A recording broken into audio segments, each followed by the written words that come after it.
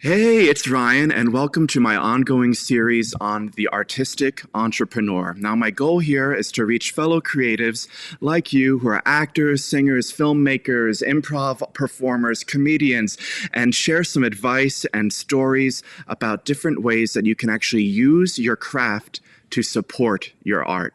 So I'll be sharing some of the tools that I've been using to bring in some extra cash that I use to pay for my voice lessons, and I'll be joined with some friends and colleagues in the industry that I have handpicked specifically because they have built parallel professions or side hustles that actually utilize the performing skills that they've been developing probably their whole lives. So one of the most fulfilling things I think we can do in life is to share our journey and our learned experience and help others along the way. So I hope you'll continue to follow along and let me know what you are doing to succeed in your art, both creatively and financially. Today, I'm really excited to have my dear friend Julie Galorenzo joining me of Julie Galorenzo Coaching. And Julie is a fabulous musical theater performer. She can belt to the heavens, and she is absolutely hysterical, one of the funniest people I know. She also provides a multitude of coaching services, from voice lessons to rep book building to college prep. And on top of that, she's even a TikTok sensation. So I'd like to welcome Julie. How you doing? I'm way better now. What an intro. You like that? Yeah, I'm gonna keep it. I'm gonna record it and use it on my own stuff. I think it'd be a great cell phone ringtone. Oh, for sure. It's gonna. So before we talk about your career as a coach, my first question for you is, what were the first steps that you took when you decided that you wanted to pursue musical theater professionally? For a lot of people, it's usually attending a BA or BFA program. And was that your decision? Yeah, and I think, and from living in New Jersey, I think we have a unique experience because everyone we're around as kids in theater, like some of them were like stars on Broadway. Oh, yes. Yeah. And now teaching you the opening combo to 42nd Street. So we have a very unique experience because I feel like not a lot of people who are charged with being those in classes and community theaters were like amateurs, right? Like but nobody was a hobbyist. Everyone was a professional. And so I feel like I got exposure to so many people living that life when I was a kid. And I was like, that seems interesting. And then my acting teachers were all like, my acting teacher up here was in the original company of Les Mis and Parade. His wife was on soap operas for many years. So I felt like I was always with people who it was their profession. So it never seemed like that wasn't possible. Yeah, I take that for granted sometimes because I used to go to Broadway dance run by Lorinda Haver. And here's Lorinda, who's been stand-in for Anne Ranking and knows all the Fosse repertoire like the back of her hand. And you take it for granted when you're surrounded by all that talent. That is a special, unique thing to New Jersey. Or you didn't even know, right? Like you just didn't know when you were a kid. I didn't know what it meant. I just knew that they had been on Broadway, but I didn't know what it meant that like the people who taught me 42nd Street were in 42nd Street originally. It didn't make sense to me in the way that I understand it now, but it definitely felt like it was important, like people were getting off the bus from New York City. So did you pursue theater through a college route? Yes, I went to Marymount Manhattan College. At the time, you could get a BFA in acting or a BA in theater with a concentration in acting and a musical theater minor. So it was a little convoluted of how you got to musical theater. So my degree is a BA in theater with a concentration in acting with a musical theater minor. And my big question is, in that training, did it prepare you at all that you would have to continue to pay for training probably for the rest of your life if you wanted to stay on top of your game? Yeah, and I have a funny story about that too that I will share. But yeah, please. A really great little story. But yeah, I mean, I think it's hit or miss, right? I have a very interesting relationship with college programs because now I do that so much, working with students who are applying and going the BA or BFA route. So I have an more interesting perspective. So I'm going to answer your question in two ways and then share a story. One, I think, yes, there are professors who certainly are able to express to you what's going to be required of you, that this is just the beginning of your training. This is like the launching pad, right? And there are some professors who, depending on the program you go to, wherever you are in the country, at my program, they were very well connected. Some of them would teach at multiple different universities. Some of them would come from their, being in Bombay Dreams and then coming and choreographing our showcase. So a lot of them had real life applied experience of performing in the industry at like the highest possible level. So they were always very honest with us. However, I also have this odd relationship with college programs where I do believe that the reason you go to college for musical theater or acting is to learn the craft of acting, right? It's a fine art. Whether you have the F in your degree title, BFA or not, it still is a fine art that you're being taught to do in a condensed period of time, right? 1 hour a week for 24 weeks a year. Like some acting classes are 3 hours a night for 12 weeks, and then another 12 weeks if you go out, and pursue classes at Barrow Street or wherever you go. So it seems like a lot of time, but it really isn't that much time. So what's required of you outside, I believe, is immense. But I also wonder if it is the responsibility of the program to, spend a lot of time on preparing you for life outside as much as it is to really understand as much as you can in that limited amount of time in 4 years, the craft of acting, right? So I kind of go back and forth, but I will share this quick story. I say it all the time. I tell my students, in one of my many parallel careers in New York City, I worked in retail, as you joked about. And it was 2008 or 2009. And my friend was in from California, and we were going to dinner with our good friend, Annalie Ashford, who is starring on Broadway currently in Sweeney Todd. But she had been in Wicked for quite a bit of time as Glinda, name above the title, like can't even comprehend. And this was in a time of cell phones, but not like, last minute changes to schedules and stuff. So my friend who was in from California met me at my store on 48th and Broadway. And we're waiting 15, 20 minutes go by, and Annalie finally emerges from the subway. And she runs over to us and she says, "Oh my God, I'm so sorry." And we're like, "It's okay. Are you okay?" And she goes, "Yeah, my class ran late." And I said, "Your class? What class?" And she said, "My acting class." And it was like a shift. I learned more in that moment than I did in my professors telling me about what was going to be expected of me, right? Because in that moment, I said to myself, this is someone who's operating at one of the highest possible levels in the theater industry. You are Glinda in Wicked on Broadway, and you were at acting class 3 hours before your show. And that, to me, really shifted my focus and my perspective on that continuing education. It really was like a flip in my brain. It just had never been presented to me like that before. Just for a little context, within the program that you went to, I know the program I went to, Boston Conservatory, I felt like I was one of the poor kids, just to put it lightly. I feel like sometimes entering musical theater pursuing it as a career seems like something that only the elite sometimes are able to actively pursue and then actively make those dreams a reality. Did you experience a similar dynamic at your school? It is, being in theater in any capacity is such a privileged thing that we get to do. Mostly because so much of what we do doesn't cost a lot of money and doesn't make a lot of money.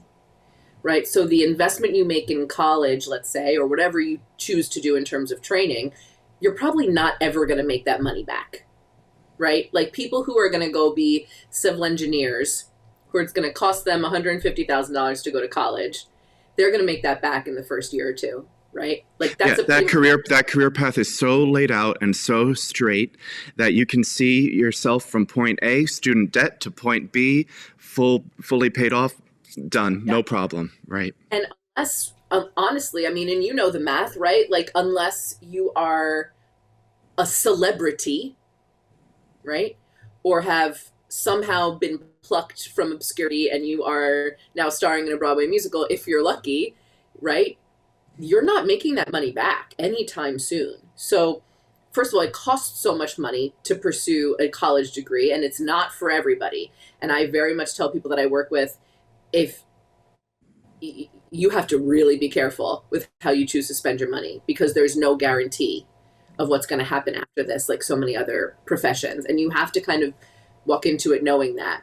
Then once you're out, you need things like headshots, which are going to be $800 or $900 on a good photographer, right? You're going to need video footage of you performing, but you can't have video footage of you performing because no one will give you the video. So you have to hire people to help make you videos. You have to have a website presence. There's so much that you have to have just to be able to walk into and be competitive professionally. And that doesn't even include the classes. So here's a struggle that I ran into.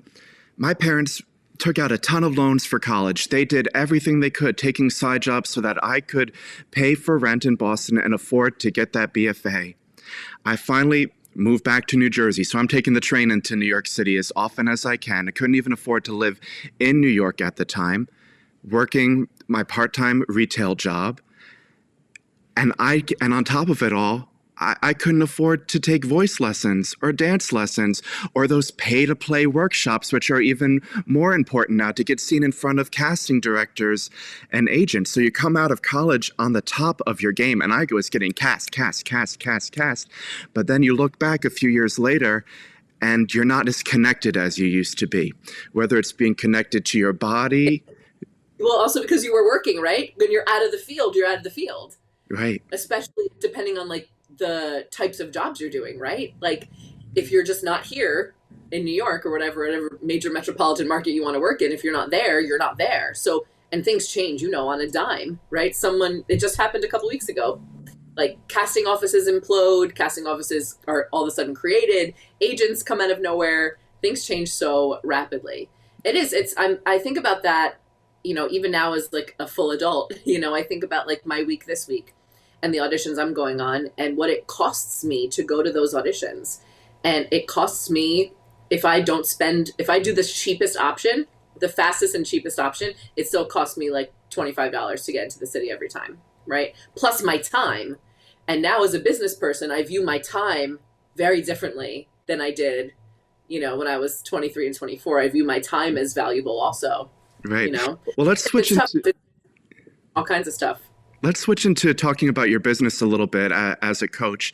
And I'm very curious when you first dipped your toe into coaching or educational waters. A lot of us, my first time coaching theater was at a summer camp. You get an opportunity at Villagers Theater in Somerset, New Jersey, and they say, yeah, you're in high school, you need some money this summer, come and teach acting, and you go for it.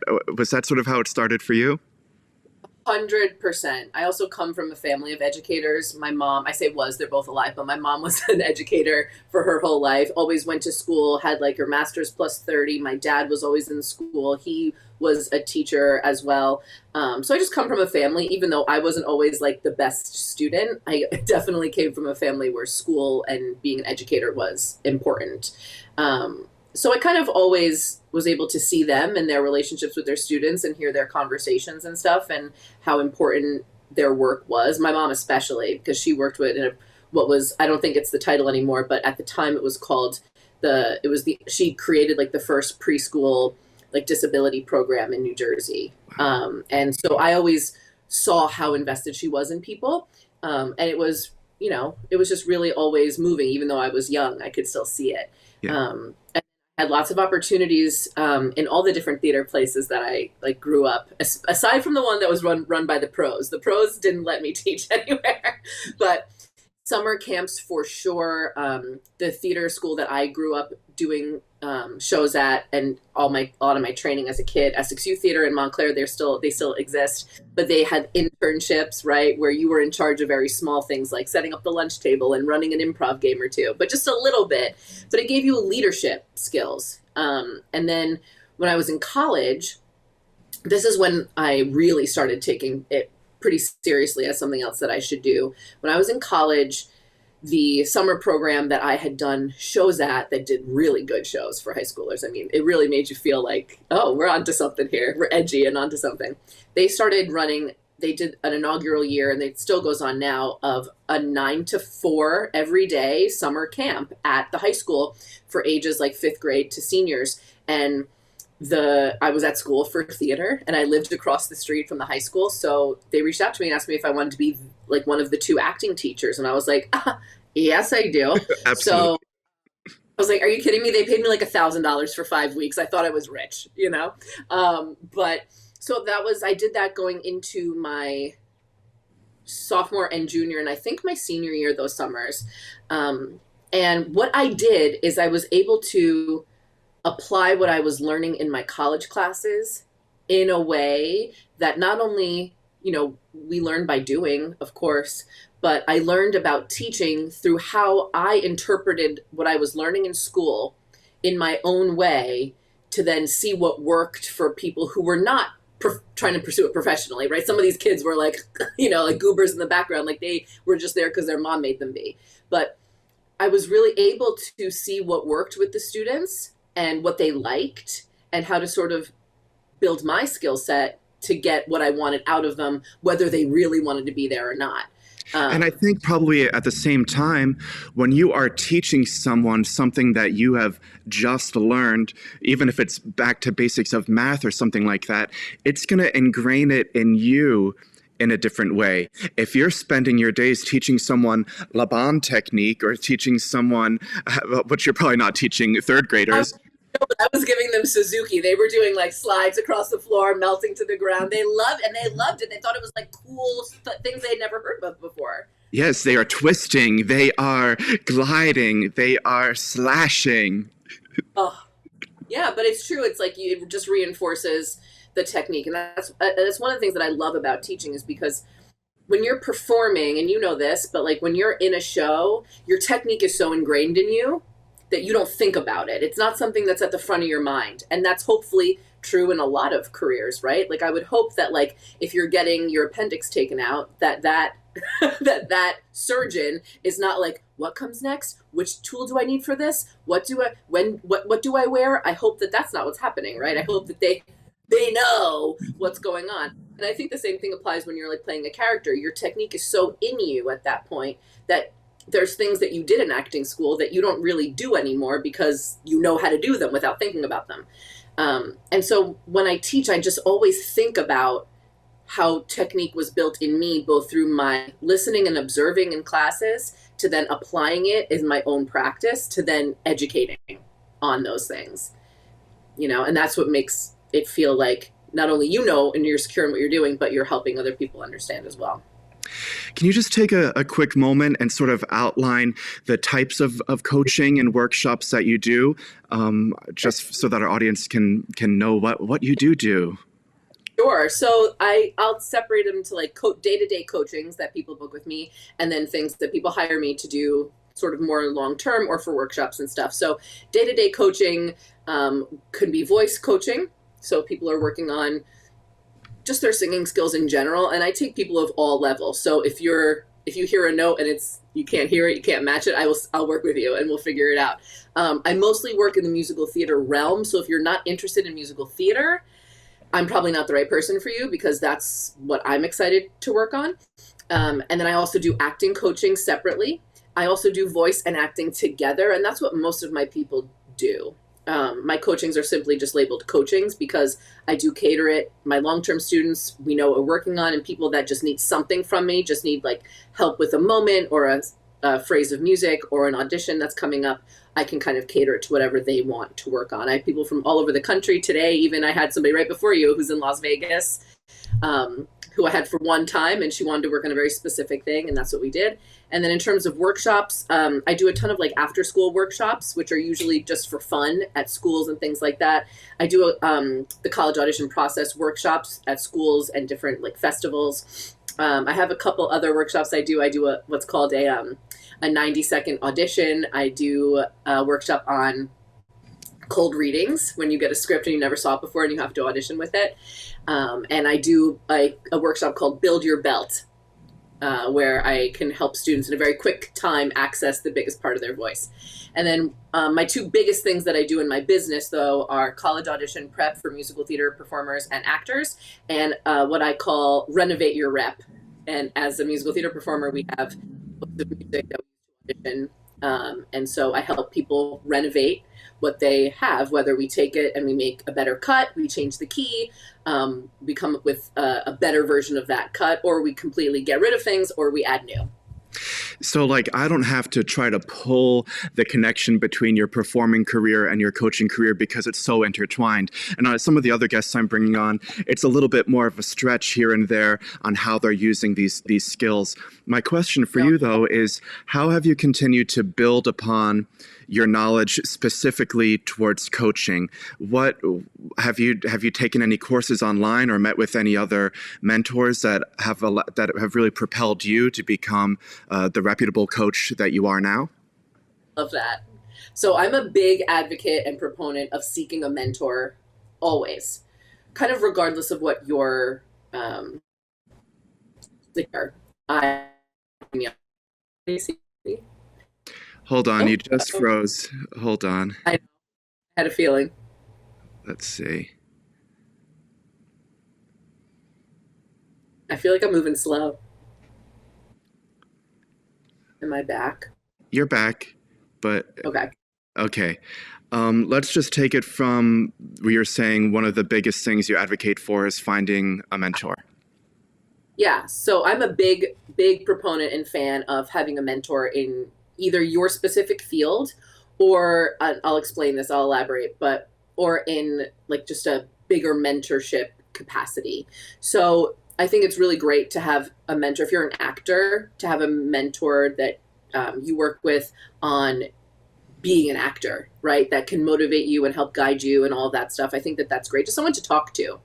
For me, my mentor is actually someone that I worked with at Fossil. So for a very long time, when I was really struggling with auditioning, I was in a part-time retail job at Express.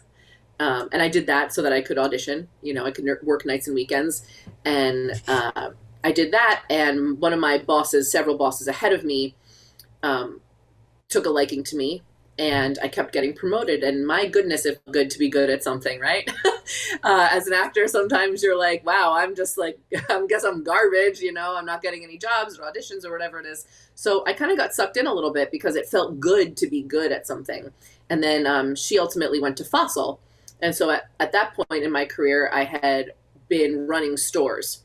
So I had this like great full-time job where people from all over the country and sometimes the world would like hope to run a store in New York City. That was like their big goal, right? Like, oh my God, I'm going to get there. And I was doing it and I was 25. And that seemed like, okay, I'm really good at this thing. I should continue to be good at this thing. And when I went to Fossil, I was then running a store on Fifth Avenue. And that's like the biggest deal you could possibly have. It sounds ridiculous to say, but like that's what people in retail would work their whole lives to be able to do. And so I understood the gravity of what I was doing there. And at Fossil, I had this incredible mentor. And she was the woman who kept plucking me from all the different places. And she put so much trust in me, even though I didn't always get it right.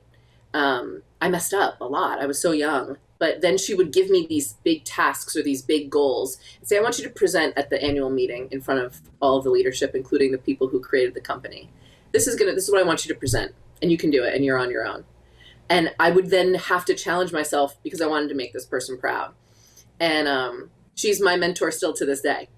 And like making her proud is like one of the things I always hope to do. It's so crazy, but it's been like one of the longest relationships of my whole life. And in terms of business, I come from such a big business background working for Fossil at that capacity. I just kind of know from that environment what works to increase your traffic, increase your conversion, increase your rates, increase how people trust you, like all of those things. I get it because I did it for so long. And she put me in a position where I was actually like coaching coaches, right? Like I was coaching other people who were trying to not only do what I do, but also coach in presentations and just human interactions, like all of that stuff I did.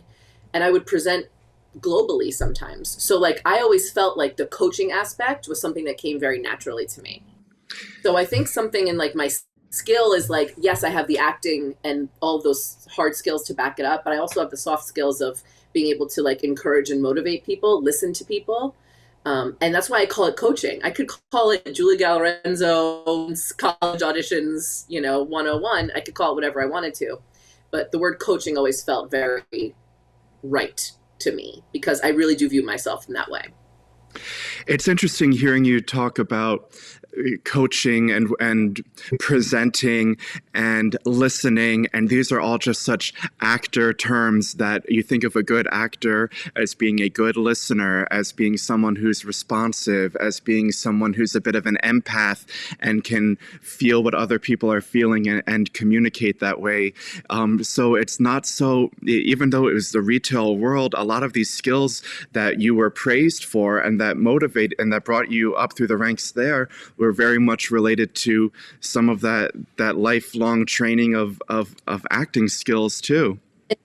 Able to take feedback, right?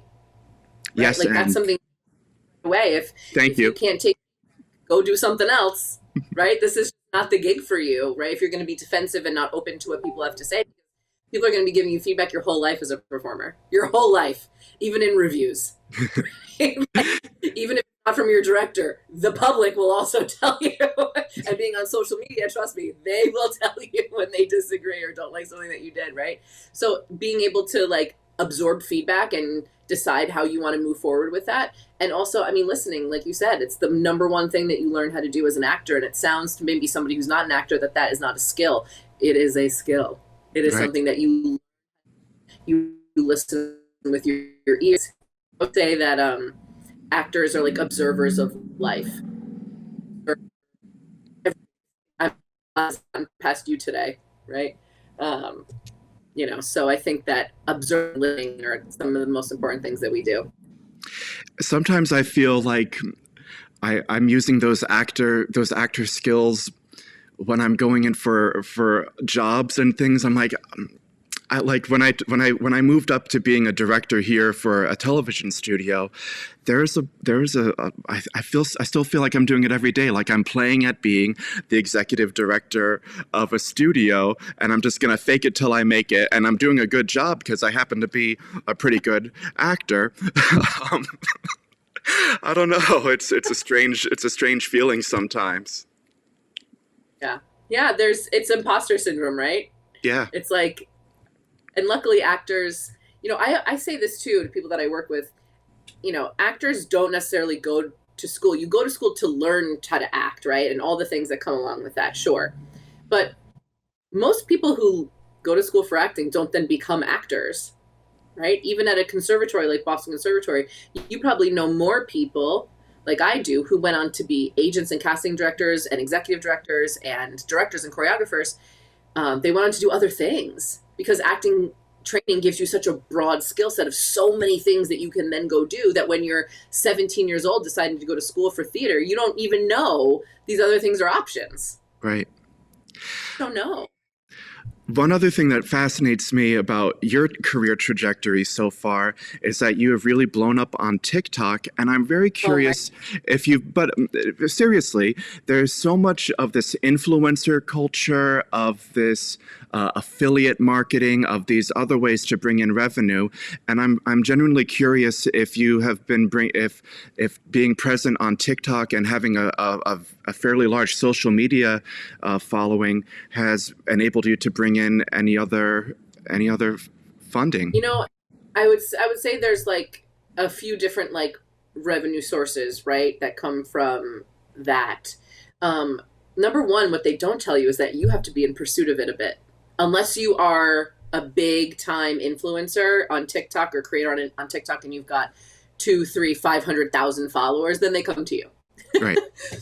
But a lot of times you have to do a lot more work in order to get those partnerships. And that's really not work I'm really willing to do much of. But there are two big things that have come from that for me. Number one is that I do have a partnership with Music Notes. So Music Notes is an online sheet music retailer. Been around since we were slumming it. They've been around for a long time.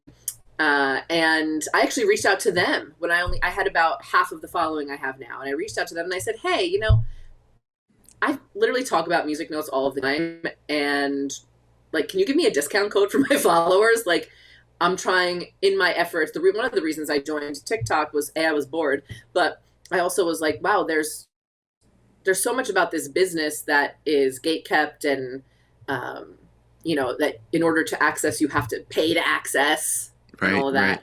Right. And I was like, maybe I can open up that gate a little bit. And so I give a lot of information and data and tips and things like that from my own experience. And so I said to them, I was like, can we get these people a discount? Like, can you just give me something that like you wouldn't find somewhere else? And it started a relationship and a dialogue, and they ended up giving me a 20% off coupon code that I get to share with people. And I don't make any money from those links. Some people could, right? That could be an agreement. Every time somebody clicks, you make a percentage, a very small percentage, I'm sure. But I have a deal where I'm actually on a retainer. So they pay me monthly, and we do like 6 months at a time, and they pay me monthly. And that retainer covers me generating a certain amount. Can you see me? You got a little blurry for a second. Like fuzzy. All right, I'm going to just put my phone on airplane mode. And so they pay me a monthly retainer, and that means that I have to execute a certain amount of videos a month on TikTok just talking about music notes. But it can be anything I want. I don't have to get it approved. I don't have to go through any like bureaucracy to make those. I can just post things. And I was already kind of doing that. So that's nice because it doesn't feel like additional. So that's one. And then I've had other people approach me, but it just either fell through or they required a lot of work that I'm just not trying to do. But a lot of things like show tickets, you can get access to different, like I got invited to go to the Museum of Broadway before it opened. And they didn't even require that I make a video. I just made one. But so I got to go to that with a friend. Sometimes you'll get invited to events and be able to bring a +1, which is really fun. I'm not considered a New York City theater influencer because I live in New Jersey. So a lot of the events that do happen, like I'm not really on for, which is unfortunate, but I'm going to poke some more people. But so there's that. But honestly, the biggest thing that has come from TikTok is that, I mean, it really has revolutionized my life. It has given me access to people all over the world who trust me because of how I've presented on TikTok. They trust me with their college, decisions. They trust me to just log in and help them with something. Sometimes people just like me from TikTok and just want to talk. Not about their lives, but about like the business, or give them just a little bit of feedback.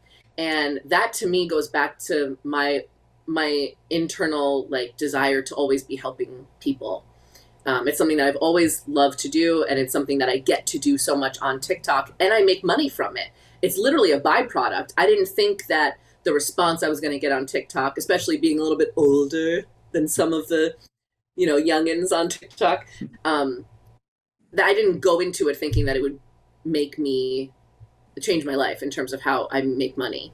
And right. It's not even from influencer marketing. It really is from people just wanting to work with me because I think I've presented pretty authentically, as to who I am. And so when they meet me on Zoom, they're like, oh, you're exactly how I thought you were going to be. One thing that really stands out to me during that is how authentic and how truthful you remain through all of it. So you're not doing a sales pitch, it just comes as a byproduct.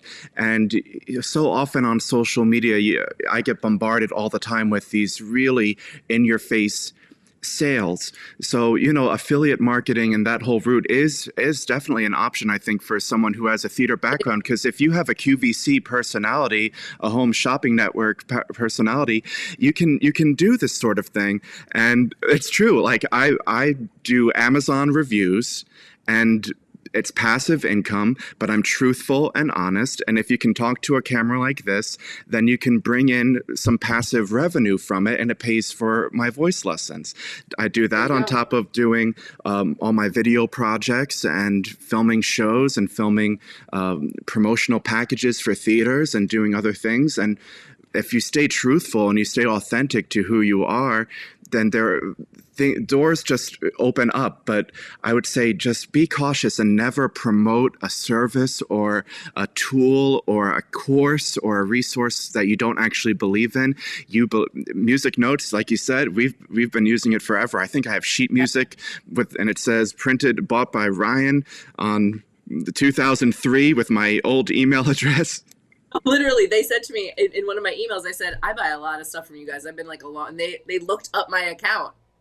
They looked at my account and they were like, oh my God. I mean, I've probably purchased thousands of dollars worth of music over the years. Wow. I mean, I've been using it. So, it's like a reputable, good service, right? It's not like I'm trying to promote the Dyson Airwrap. I don't use it. If you don't use it, yeah. There are people who do that and they're very good at that. And they're very good at that being, how they make money. I think of like Deanna Giulietti, who I'm sure you've seen on TikTok or people have seen. She did the outfit of the day, the OOTD. She's very authentic. She's very who she is. And one day she hopped on TikTok and was just amazed at these curls that this Conair set gave her. And she sold 30,000 of them that day on Amazon. 30,000. Wow. Right. And it was never sales pitchy. It was just like, look up, like it was just her being her. And now she's like on the package. Yeah. Right.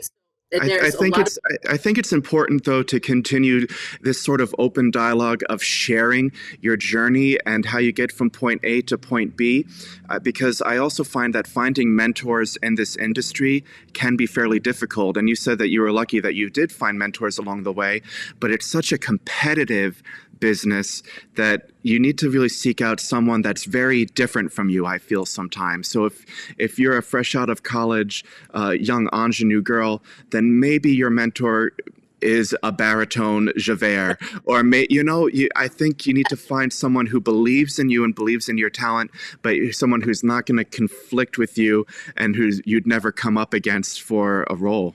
And who you have a relationship with, right? Like, it's an investment on both parties, I think, if you're really finding a mentor, right? I'm not talking about somebody that you once in a while ask questions to, or you say, hey, Julie, what should I sing for this audition? I mean, like a real person who's going to help guide you and help you make decisions that are going to hopefully change the trajectory of your career, right? That's like an investment from both parties.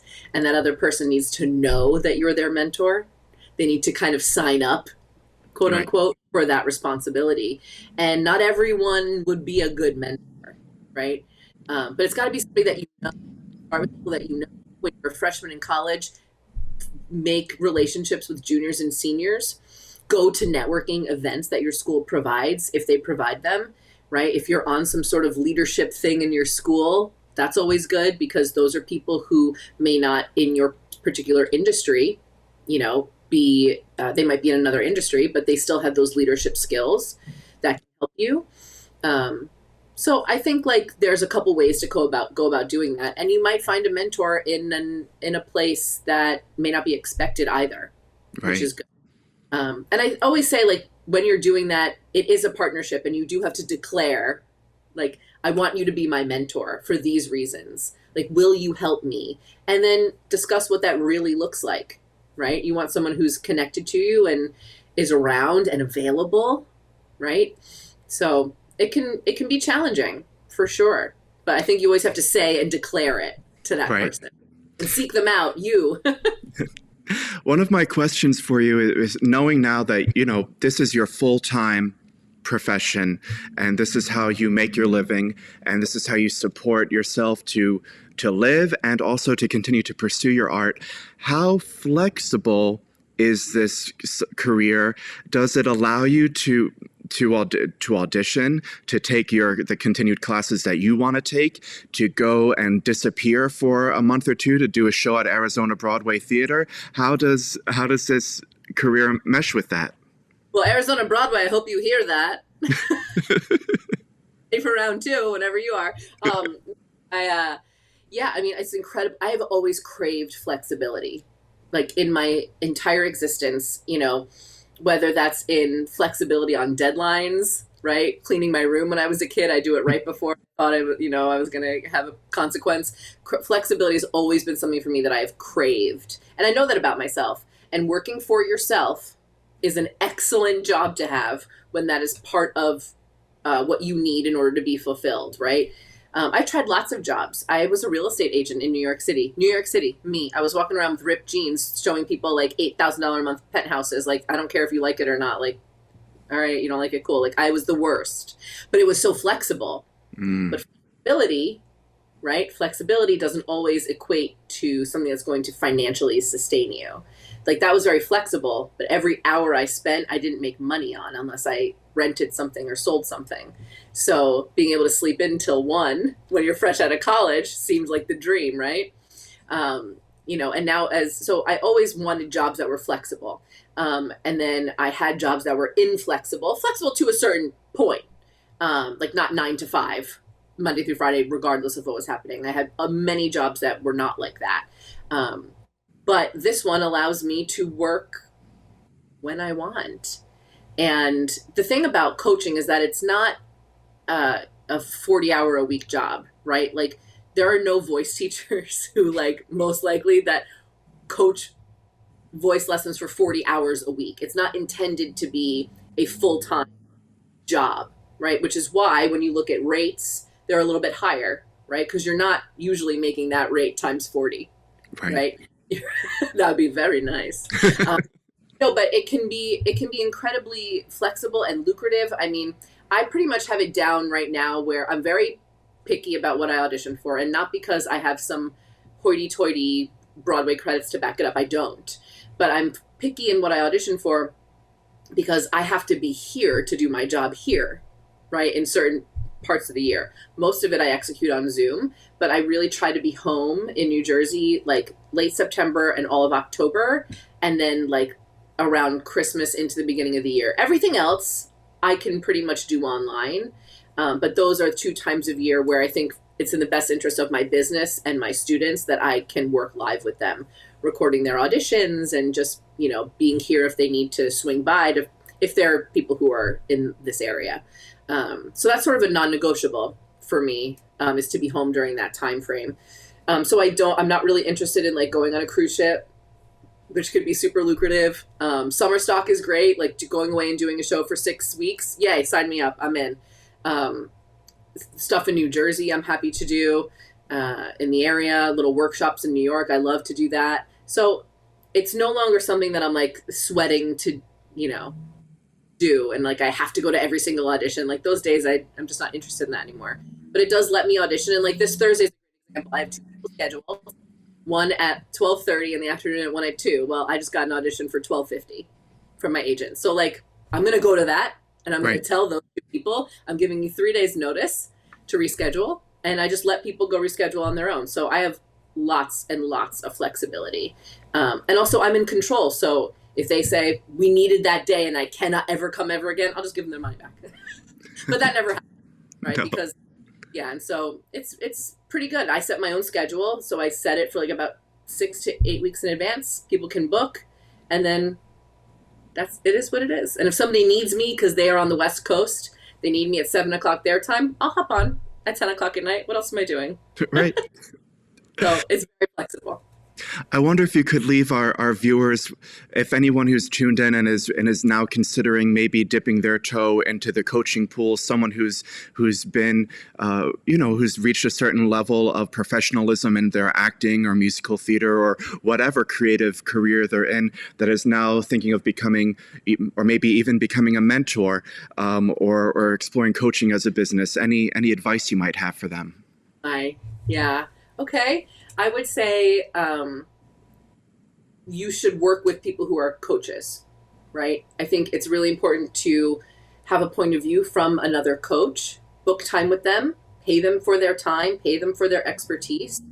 I think you want to have a point of view on the world, right? Like, and that might sound silly when we're talking about acting and voice and, college auditions. But for me, I think about why I do what I do. And in a lot of aspects of my life, why I do what I do affects things that I then do. And I really do think that actors can lead us to a more empathetic world. That's what I believe. And so that is how I operate my whole business. It's how I operate, from who I work with to how I communicate and to how I encourage. That's my goal, is to help people, help us all create a world that we want a little bit better. So have a point of view. What do you have to say? And how does that help lift the people that are around you? And that's what I think a good coach does. Do they have the technical skills? Absolutely. But your technical skills will also come, right? You'll learn your technique. I think set reasonable prices when you're first learning, right? Take on people who just want to help you and say, hey, can I try this? Can you sing a song for me? And I want to give you some feedback, and see how that lands.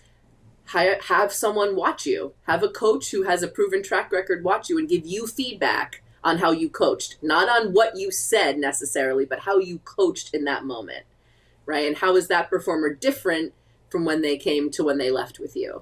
And hearing that feedback, I think, is really valuable. But number one is declare it. Tell the world that this is something that you want to go do. And people will come to you. And if you're good, they'll continue to come. Awesome. Julie, thank you so much for hopping on this new program that I'm putting together. So exciting. I want to watch all of them. Send me the links. I definitely will. Yeah. Well, that brings us to the end of another episode of The Artistic Entrepreneur. If you're watching and if you are a professional actor or singer or another creative type, maybe you do improv and you have found a side business or a parallel profession or career that you are using some of these skills that you have spent your whole life using, let me know. I'm very curious, and our audience is curious too.